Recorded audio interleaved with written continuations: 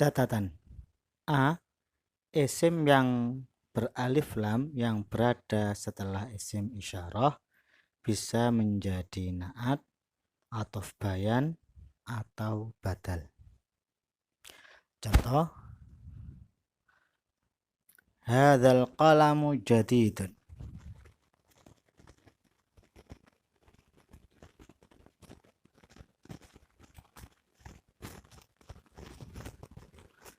Contoh yang kedua, ra'aitu hadzal qalama.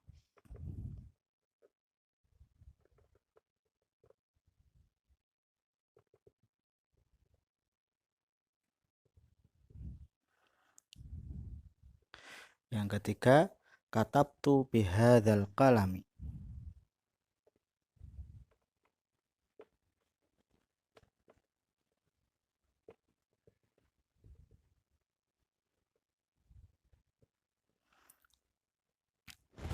Isim yang beralif contohnya qalam yang jatuh setelah isim isyarah itu bisa dibagi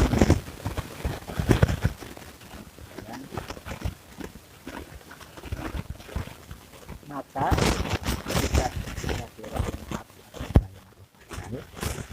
i'rab dari al-qalam ini adalah mengikuti i'rab dari kalimat hadza. Jadi i'rabnya kalimat al-qalam, i'rabnya kalimat isim yang beralif lam yang jatuh setelah isim isyarah itu i'rabnya mengikuti isim isyarah tersebut. Ketika isim isyarah itu kedudukannya menjadi mubtada dalam contoh yang pertama, hadzal qalamu jadidun, kalimat hadza di sini kedudukannya adalah menjadi mubtada.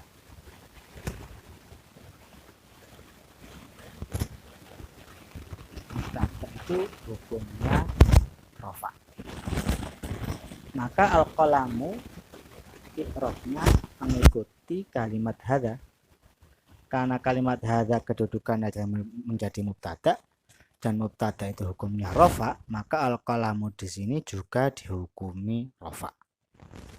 Tanda rafanya dengan apa? Tanda rafanya dengan dhammah.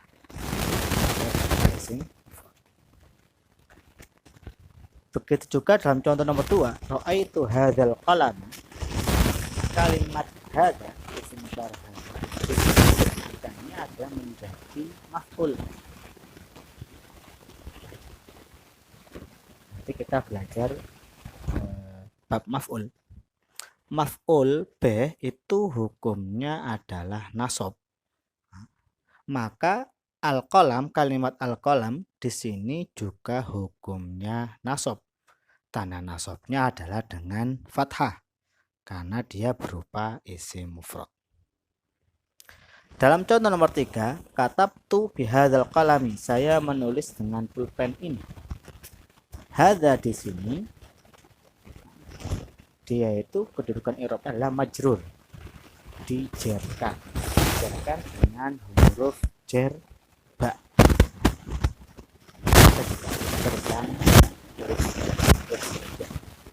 Jadi kalimat hadza isim isyarah hadza di sini dia itu dijerkan dengan huruf ba. Jadi kedudukan adalah majrur. Maka kalimat yang beralif lam yaitu al-qalami di sini i'rabnya juga majrur, sama dengan i'rabnya kalimat hadza. Tanda jarnya dengan apa? Tanda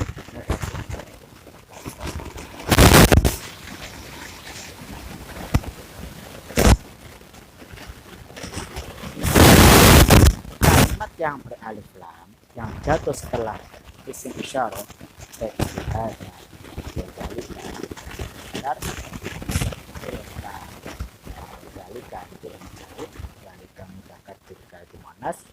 pokoknya kalau ada isim isyarah, isim yang beralif lam yang jatuh isim isyarah, maka i'rab dari isim yang beralif lam tersebut sama dengan i'rab kalimat isyarah. Kenapa? Karena isim yang beralif lam yang jatuh setelah isim isyarah ini itu bisa di-i'rab menjadi na'at, athof bayan, atau badal. Nanti masalah naat, atau bayan atau badal kita pelajari juga di bab selanjutnya.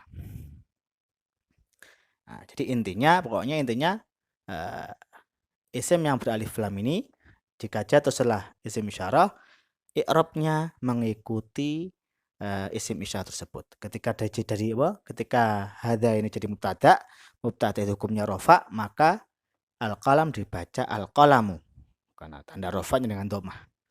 Ra'aitu hadzal qalama, saya melihat pulpen ini. Hadza di sini kedudukannya adalah menjadi maf'ul. Maf'ul bih itu hukumnya nasab, maka al-qalam di sini juga dibaca nasab, nasabnya dengan fathah al-qalama. Jadi ra'aitu hadzal qalama. Katabtu bi hadzal qalami. Nah, hadza di sini majrur dijarkan dengan huruf jar ba. Nah, maka al-qalami di sini juga hukumnya majrur, dijarkan. Nah, mengikuti i'rab dari hadza. Tanda jarnya dengan apa? Tanda jarnya adalah dengan kasroh. Katabtu bi hadzal qalami. Nah, gitu. Nah, pembahasan ini, hal ini sebagaimana disebutkan dalam satu syair, mu'arafun ba'da isyaratin bi'al u'riba na'tan au bayanan au badal. Yaitu isim yang dimakrifakan dengan alif lam yang jatuh setelah isim isyarah itu di'irabi naat, bisa menjadi naat, bisa menjadi atof bayan, juga bisa menjadi badal. Tambahan, isim jamid, isim jamid itu isim yang beku lah, yang bukan ambilan dari masdar, yang bukan ambilan dari masdar. Isim jamid seperti baitun, ustadun, ma'hadun, faslun, ghurfatun, itu rojulun, itu isim-isim jamid. Setelah isim isyarah menjadi badal, itu isim jamid yang jatuh setelah isim isyarah menjadi badal. Lebih baik kita jadikan badal. Jadi seperti ini al-qalam ini isim jamid, maka ketika kita hadzal qalamu, hadza ini menjadi mubtada, al-qalamu ini adalah menjadi badal karena al-qalam jamid. Jadidun ini menjadi khobar. Jadi hadza menjadi mubtada, al-qalamu menjadi badal, jadidun menjadi khobar. Kenapa jadi badal? Karena al-qalamu berupa isim jamid. Yang kedua, isim mustaq. Isim mustaq itu ya berupa isim fa'il, itu paling banyak isim fa'il, isim maf'ul. Seperti muslimun, isim fa'il. Aqilun, talibun, orang yang mencari. Itu jika jatuh setelah isim isyarah itu menjadi naat. Lebih bagus dijadikan naat. Jadi kalau saya bilang hadza talibu nasyitun masalah, atau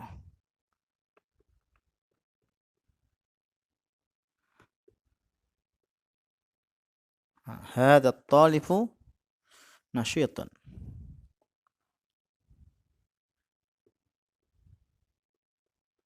Hadza talibu, ini at-talib di sini kedudukannya menjadi naat. Hadza mubtada, ini kalau kita terjemahkan secara harfiah, ini orang yang mencari itu rajin. Ini orang yang mencari itu rajin. Itu terjemahan harfiahnya. Kalau kita terjemahan bebasnya ya murid ini rajin atau murid ini giat. Jadi kalau jatuh setelah kalau isim yang jatuh setelah isim isyarah itu berupa isim jamid, isim fa'il, maka kita jadikan menjadi naat. Intinya sama, baik itu jadi badal atau naat atau bayan, i'rabnya sama, i'rabnya harus mengikuti i'rab isim isyarah tersebut. Gitu. Kemudian yang ketiga, isim alam yang terletak setelah isyarah juga bisa dijadikan badal.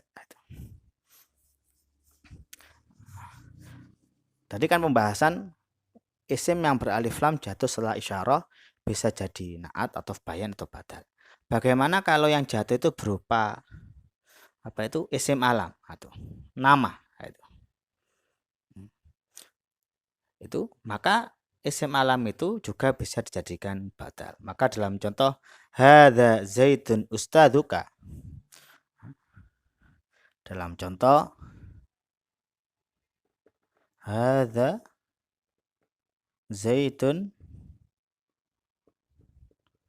ustaduka. Hadza di sini menjadi mubtada.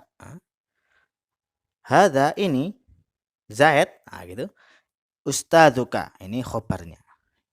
Ini Zaid, ustaduka gurumu. Jadi Zaid di sini kedudukannya adalah menjadi badal. Nanti bab badal kita pelajari.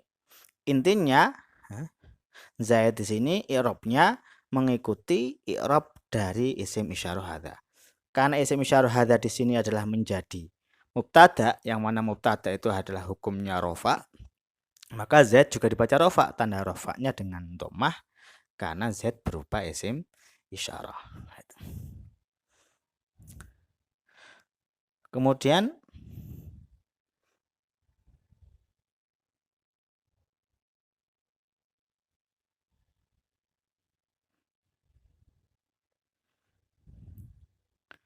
catatan selanjutnya, isim yang beralif lam, yang berada setelah isim isyarah dalam penerjemahannya didahulukan daripada isim isyarah tersebut. Kalau kita sudah mengetahui i'rab isim yang beralif lam yang jatuh setelah isyarah, maka nanti dalam penerjemahannya juga beda. Contoh, dalam kalimat hadza ma'hadun sama dengan kalimat hadzal ma'hadu kabirun.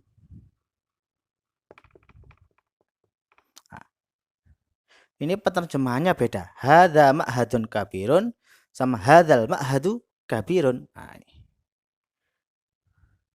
Dalam sisi penerjemahannya, kalau setelah isim isyarah itu enggak ada alif lam seperti ini, hadza ma'hadun, maka hadza ini kedudukannya menjadi mubtada, ma'hadun kedudukannya menjadi khobar. Cara penerjemahannya, ini adalah sebuah pondok kabirun yang besar. Ini adalah sebuah pondok yang besar. Itu. Jika setelah hadza itu berupa isim yang beralif lam seperti ini, maka penerjemahannya beda. Oleh karena itu disebutkan isim yang beralif lam yang jatuh setelah isim isyarah dalam penerjemahan kita dalam bahasa Indonesia itu didahulukan. Maka kalau yang di atas adalah terjemahannya ini adalah pondok yang besar. Kalau yang di bawah penerjemahannya adalah pondok ini besar. Gitu. Pondok ini besar. Hadzal ma'hadu, pondok ini besar. Bukan ini pondok besar, bukan, tapi pondok ini besar. Itu cara penerjemahannya. Kenapa beda? Karena memang dalam sisi i'rabnya beda. Kalau yang di atas, hadza ma'hadun, ini adalah pondok yang besar. Kedudukan kalimat ma'hadun di sini adalah menjadi khobar. Nanti kita bahas bab khobar. Hadza menjadi mubtada, ma'hadun khobar. Jadi penjelasannya ini adalah pondok yang besar. Kalau yang di bawah, kalimat al-ma'hadu ini kedudukannya bukan menjadi khobar, tapi kedudukannya menjadi badal. Tadi sudah dijelaskan isim yang beralif lam yang jatuh setelah isim isyarah bisa menjadi naat, badal atau bayan kan gitu. Maka cara penerjemahannya karena i'rabnya beda, maka cara menerjemahkannya juga beda. Hadzal ma'hadu kabirun, cara penerjemahannya adalah pondok ini besar. Pondok ini besar. Jadi hadza di sini menjadi mubtada, mim mubtada. Khobarnya mana? Khobarnya adalah kalimat kabirun. kabirun ini menjadi khobar. Kalau yang di atas, ma'hadun menjadi khobar, kabirunnya menjadi na'at. Nah, na'at itu sifat yang besar. Tapi kalau yang di bawah ini, hadza itu menjadi mubtada, kabirun menjadi khobar. Sedang al-mahad menjadi badal. Nah, karena memang sisi i'rabnya berbeda, maka cara menerjemahkannya juga berbeda. Jadi kalau kalimatnya bentuknya seperti ini, hadza ma'hadun kabirun, ini adalah pondok yang besar. Kalau yang susunan seperti kedua, hadzal ma'hadu kabirun, maka cara menerjemahkannya adalah pondok ini besar. Nah, atau kita buat contoh yang lain.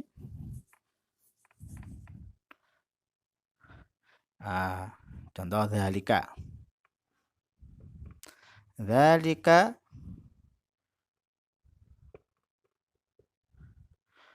baitun jamilun. Dzalika baitun jamilun. Artinya itu adalah rumah yang indah. Itu adalah sebuah rumah yang indah. Nah, itu. Jadi dzalika menjadi mubtada, baitun menjadi khobar. Di khobar nanti kita bahas setelah ini. Nah, jadi itu adalah sebuah rumah yang besar. Tapi kalau susunannya adalah dzalikal baitu